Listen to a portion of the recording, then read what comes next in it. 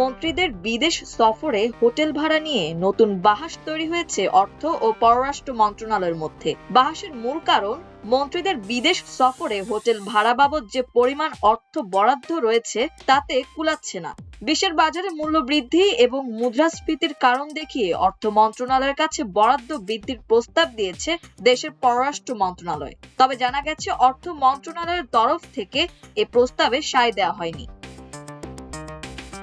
মন্ত্রীদের হোটেল ভাড়ার বরাদ্দ বৃদ্ধি করলে সরকারের খরচ বেড়ে যাবে বলেই পররাষ্ট্র মন্ত্রণালয়ের প্রস্তাবটিতে আপত্তি করেছে অর্থ মন্ত্রণালয়।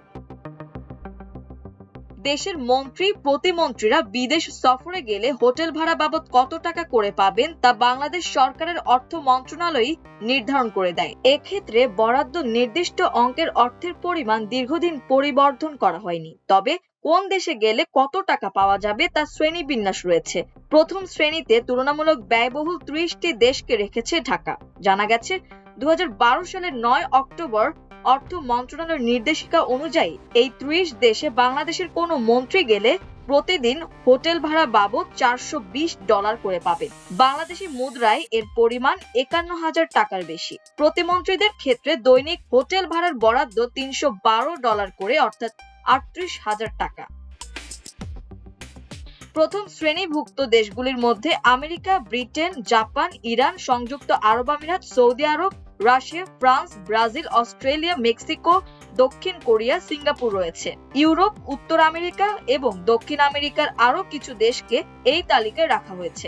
বাংলাদেশের পররাষ্ট্র মন্ত্রণালয়ের বক্তব্য, সময়ের সঙ্গে বিভিন্ন দেশে জীবনযাত্রার মান এবং খরচ বেড়েছে, সঙ্গে রয়েছে মুদ্রাস্ফীতি। ফলে এই পরিমাণ বরাদ্দে মন্ত্রী প্রতিমন্ত্রীদের হোটেলের খরচ কুলাচ্ছে না।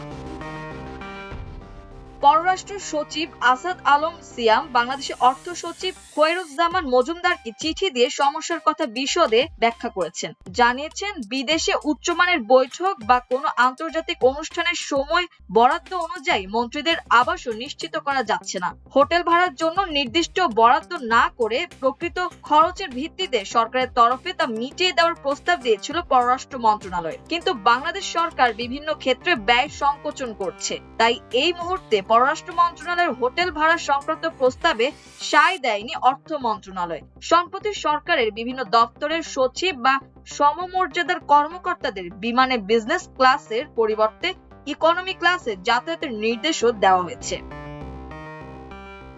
মাল্টিমিডিয়া ডেস্ক, আমার দেশ।